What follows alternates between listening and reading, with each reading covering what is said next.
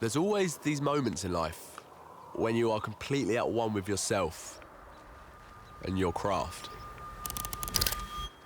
Just fully engaged in that moment. And for some, this might be a regular occurrence, but it's been a long time since I've had that feeling.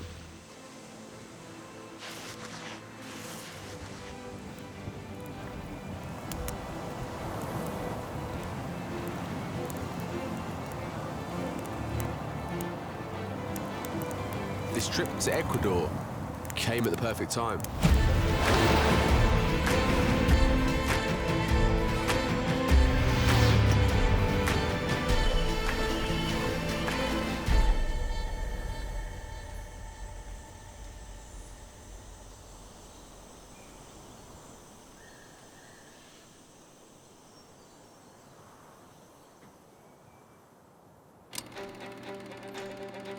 Photography and motorbikes are my two biggest passions. So when I was able to combine them into a job, it was like a dream come true.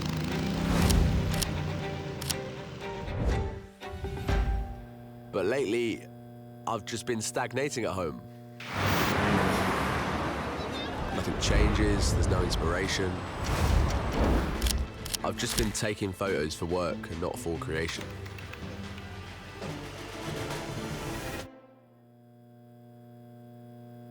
I was in a rut, so I needed a change. I needed a real adventure.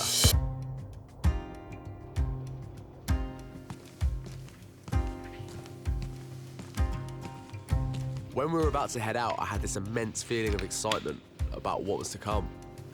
Because I've never been on an adventure this far off the beaten path. But you, Peter, have traveled the world on bikes. You've done this before, this was a daily life for you. All right. Bye-bye. So I'm glad that I've managed to bring you along for this. I couldn't wait to see what was out there.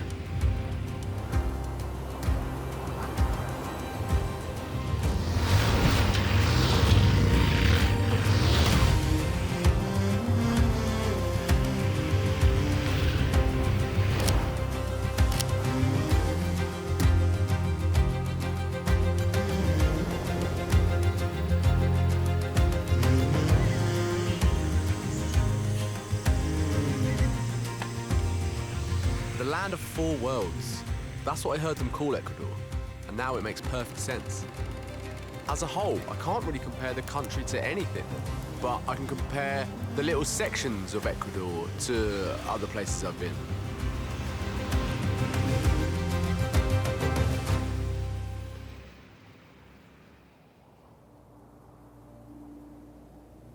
And I think the diversity in the landscape reflects the diversity of the people and cultures as well.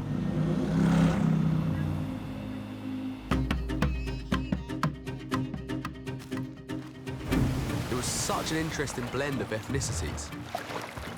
And what they all had in common was this massive pride for their roots. I've never been anywhere like this before in my life. Traveling with a motorbike, you're close to the people. There is no barrier, there's no car doors in the way, no windows. And this exposure makes you more vulnerable, and I think people recognize that.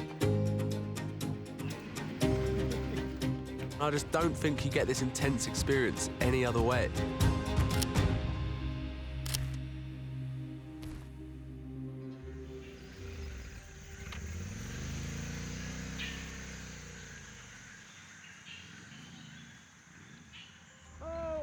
Turn it up. Kill switch, kill switch. Yeah, you got it, you got it. And then you're also close to the elements. You're exposed. You're taking in the weather. You're taking in the boiling heat, the sweat, the rain, the coldness. When we were at the highest point in Ecuador, it was 2 degrees. And my hands were feeling like they were going to drop off.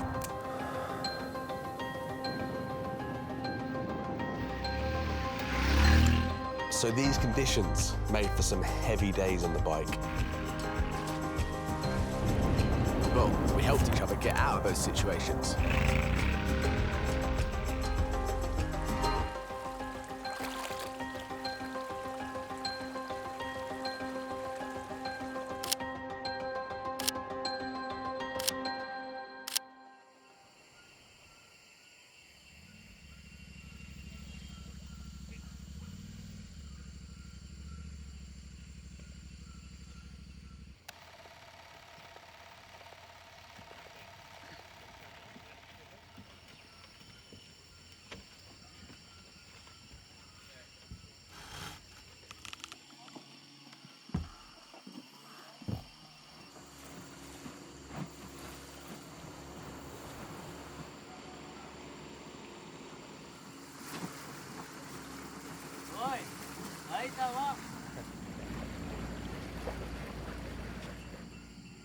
The bikes allowed us to venture so much deeper into the country.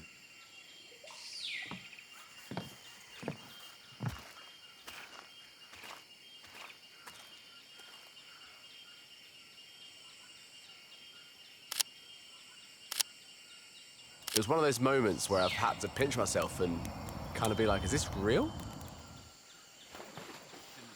It felt like there was no limit to the places we could go.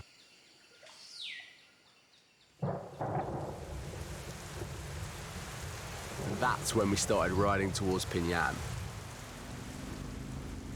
This rural, indigenous village wedged into the Andean highlands, where very few go because it's so far off the beaten path.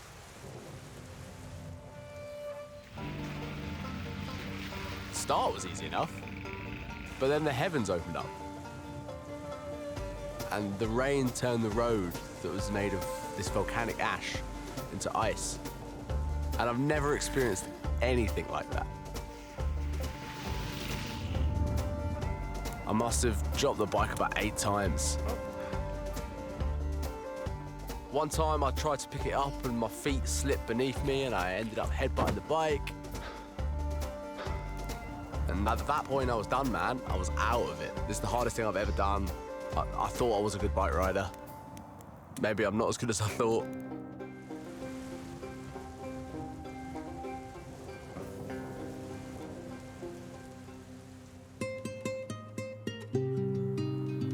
But it was such an incredible feeling to finally reach the village. That night I slept like a log. And then in the morning I woke up with a renewed spirit and headed down to the village to meet the locals.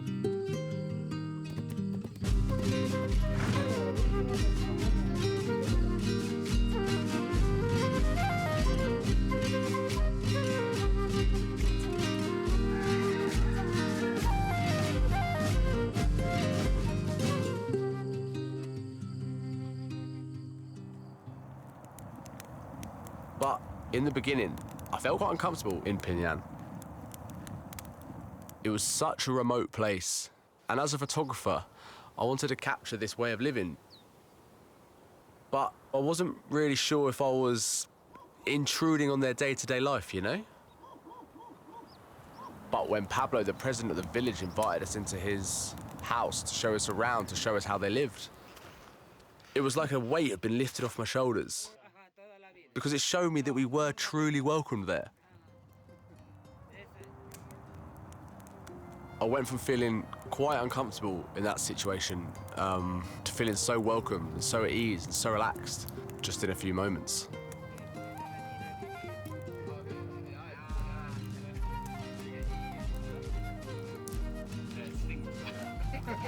No, los niños están ya acostumbrados. Sí, acostumbrados. What I saw in Pinñan was a really simple way of life that I think we definitely forget that that's what life's about. We don't have to be pushing ourselves to the limit all the time. We have very simple needs, and it doesn't take much to make us happy.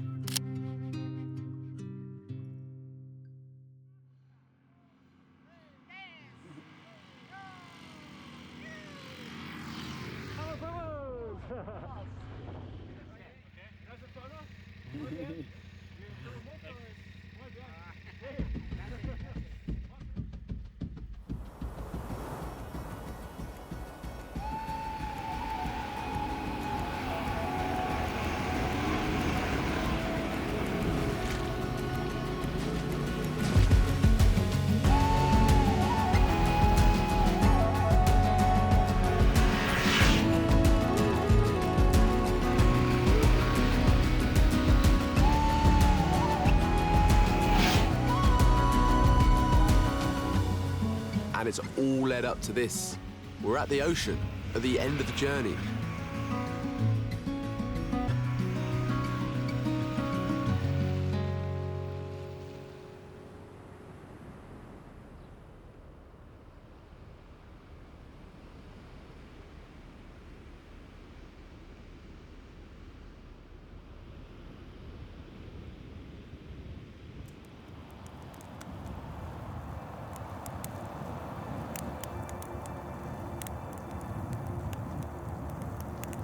When I arrived in Ecuador, I had all these ideas about these images I wanted to capture.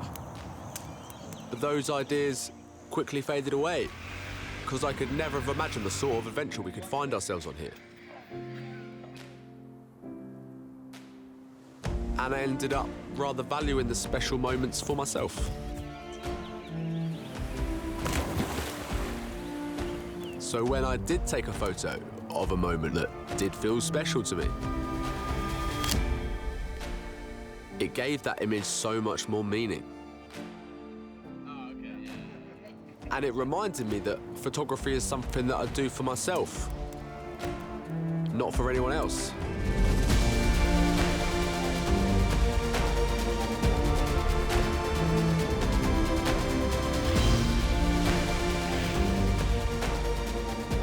I haven't felt this inspired in a very long time. And I haven't been this proud of my work in an even longer time. And I'm excited to take this feeling and all this new inspiration, take it back home, and see what it brings.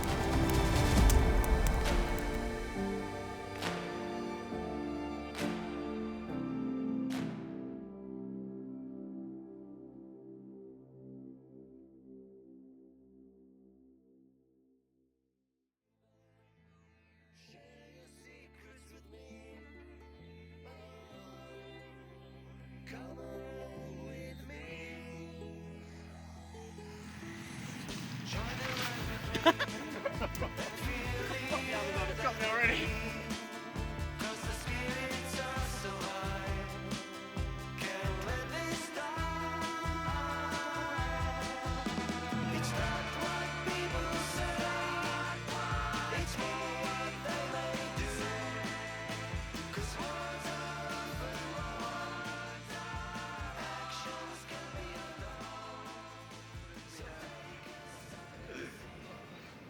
It's been 50 years.